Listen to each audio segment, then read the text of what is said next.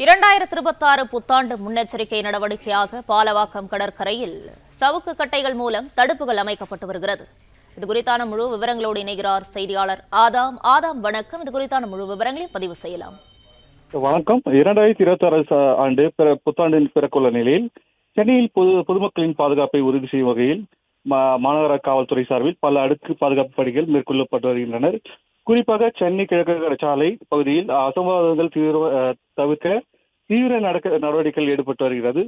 ஒவ்வொரு ஆண்டும் புத்தாண்டு கொண்டாட்டத்தின் போது மெரினா, பெசன்ட் நகர் மற்றும் கிழக்கு சாலையில் லட்சக்கணக்கான மக்கள் திரள்வது வழக்கம். அப்பொழுது கடல் அலைகளில் சீற்றம் மற்றும் கூட்ட நெரிசல் காரணமாக ஏற்படும் விபத்துக்களை தடுக்க காவல்துறையினர் சார்பில் முன்னெடுப்பு நடவடிக்கைகள் மேற்கொண்டு வருகின்றனர். இதன் ஒரு பகுதியாக சென்னை கிழக்கு சாலை பாலாகம் கடற்கரையில் பலத்த பாதுகாப்பு ஏற்பாடுகள் செய்யப்பட்டுள்ளது.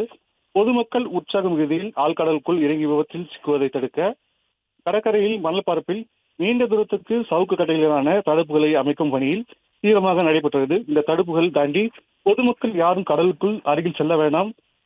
நீலகிரி போலீசார் ரோந்து பணியில் ஈடுபட உள்ளனர். கடற்கரை பகுதியில் மக்கள் நடமாட்டத்தை கண்காணிக்க நவீன ட்ரோன் கேமராக்களும் பயன்படுத்தியுள்ளனர்.